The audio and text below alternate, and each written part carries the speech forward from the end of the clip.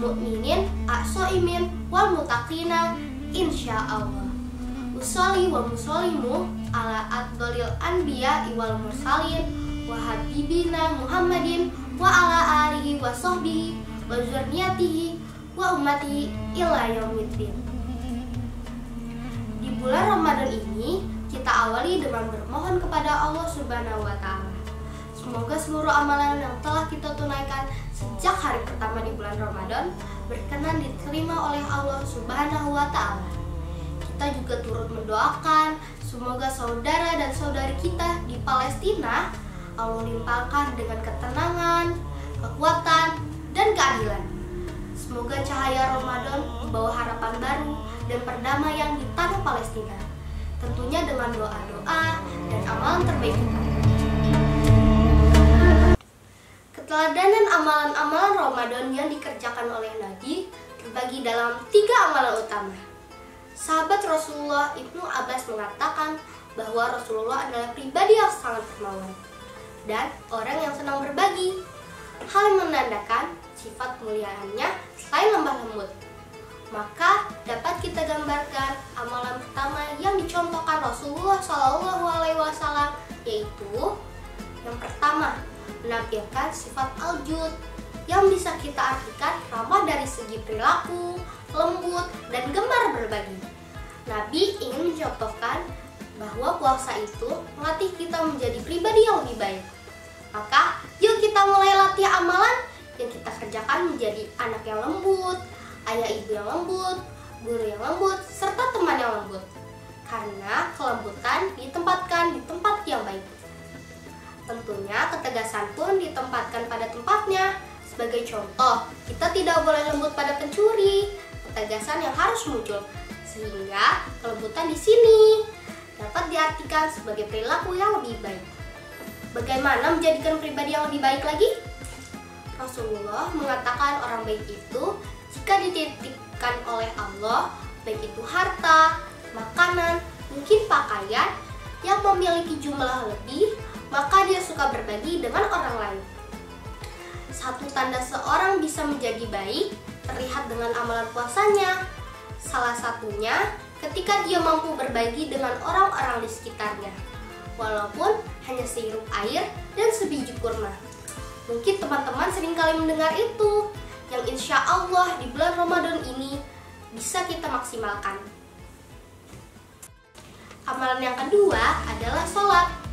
Nabi meminta kita untuk meningkatkan kuantitas amal yang langsung berpengaruh kepada perilaku, khususnya sholat. Karena sholat adalah amalan yang langsung berdampak positif pada perilaku kita. Sebagaimana tercantum dalam Al-Quran surah ke-29 ayat 45. Utlu ma uhiya ilaika minal kitabi wa aqimis sholat inna salata tanha anil fasya'i wal munkar. Pahami dan tunaikanlah sholat.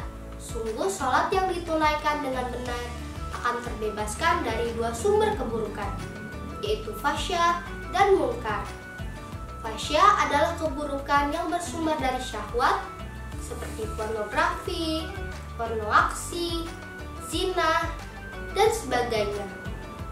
Munkar adalah keburukan yang bersumber dari nafsu yang bertolak belakang dengan hati kita, seperti bohong, senang berselisih, korupsi, dan seterusnya.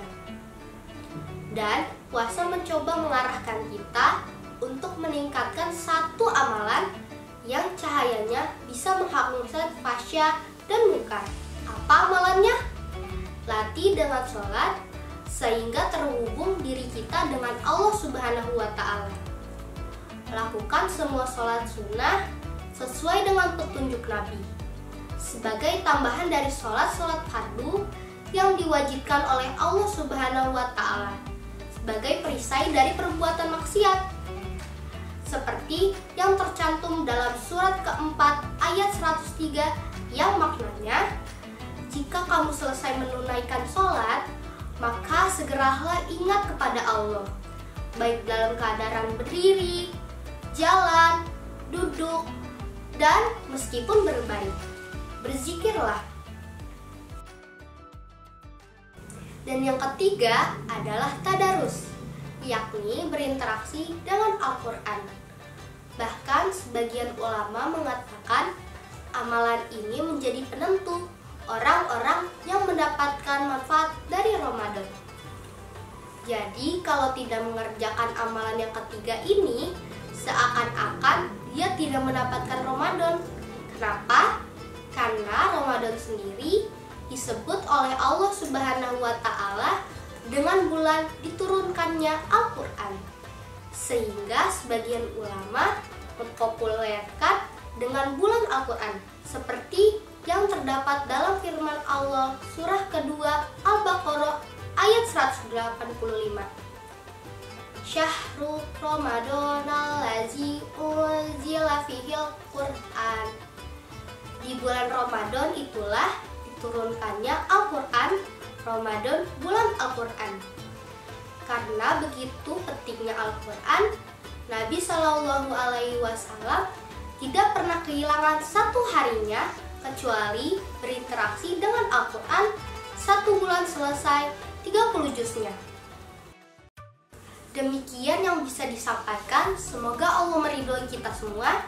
Subhanakallahumma wa bihamdika asyhadu alla ilaha illa anta astaghfiruka wa atubu ilaik.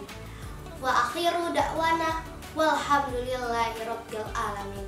Wassalamualaikum warahmatullahi wabarakatuh.